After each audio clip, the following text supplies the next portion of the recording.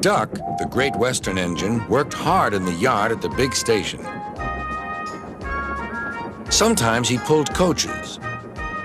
Sometimes he pushed freight cars, but whatever the work, Duck got the job done without fuss. One day, Duck was resting in the shed when Sir Topham Hatt arrived. "Your work in the yard has been good. Would you like to have a branch line for your own?" "Yes, please, sir," replied Duck. So Duck took charge of his new branch line. The responsibility delighted him. The line runs along the coast by sandy beaches till it meets a port where big ships come in. Duck enjoyed exploring every curve and corner of the line. Sea breezes swirled his smoke high into the air, and his green paint glistened in the sunlight. "This is just like being on holiday," he puffed. "Well, you know what they say," laughed his driver. "A change is as good as a rest." Soon, Duck was busier than ever.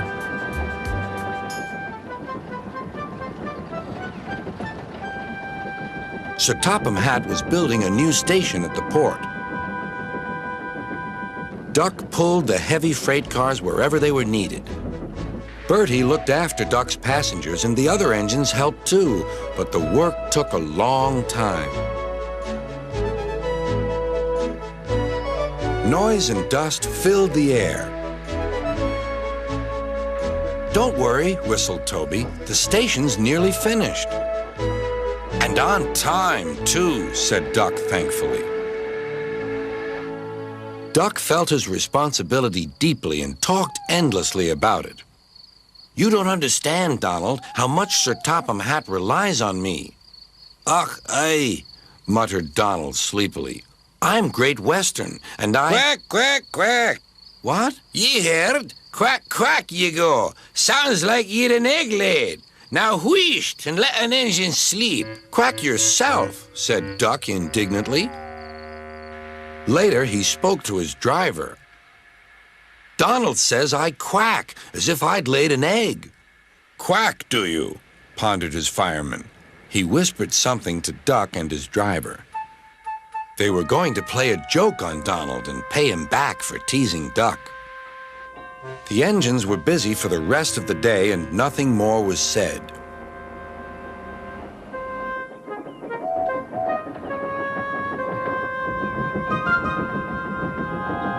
Not even a quack. But when at last Donald was asleep, Duck's driver and fireman popped something into his water tank. Next morning, when Donald stopped for water, he found that he had an unexpected passenger aboard. A small white duckling popped out of his water tank. "Now, who's behind this?" laughed Donald. The duckling was tame. She shared the fireman's sandwiches and rode in the tender. The other engines enjoyed teasing Donald about her. Presently, she grew tired of traveling and hopped off at a station, and there she stayed. That night, Donald's driver and fireman got busy, and in the morning, when Duck's crew arrived to look him over, they laughed and laughed.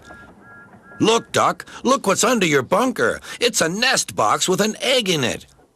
Donald opened a sleepy eye. Well, well, well, ye must have laid it in the night, Duck, all unbeknownst." Then Duck laughed too. "You win, Donald. It'd take a clever engine to get the better of you." There's a pond near the duckling station. Here she often swims and welcomes the trains as they pass by. The station master calls her Dilly, but to everyone else, she is always Donald's duck.